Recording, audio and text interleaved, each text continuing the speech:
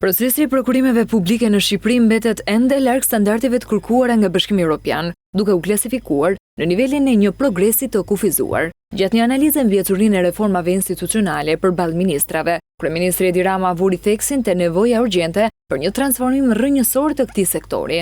Është domosdoshmëria për të kaluar nga një progres i kufizuar në raport me standardet e Bashkimit Evropian, në një progres të mirë, pra për të kaluar nga drita e kuqe në dritën e jeshile tek prokurimi publik, ku ne kemi bërë një progres të madh në raport me vetveten dhe në raport me rajonin, por nuk jemi ende në kornizën e progresit të mirë që do të thotë edhe plotësim i këtij aspekti si pjesë e kushteve.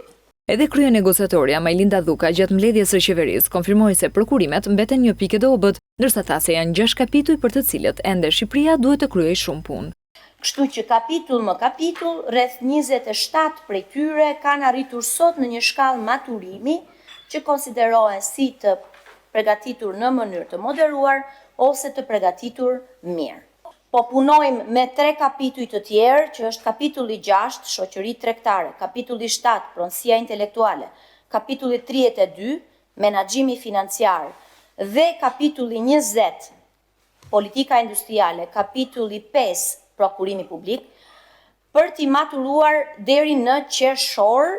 Përveç prokurimeve, 2 pika të tjera kritike ku progresi mbetet i pamjaftueshëm sipas qeverisë janë kontrolli financiar, një reformë e cilësuar si e domosdoshme, por që aktualisht ritmet e progresit janë të ulta, dhe gjithashtu siguria ushqimore. Kjo e fundit u konsiderua nga kryeministri si sfida e sfidave që prek drejt për drejt mbrojtjen e konsumatorit dhe standardet e jetesës. Reforma dhe masa që duhen përmbushur.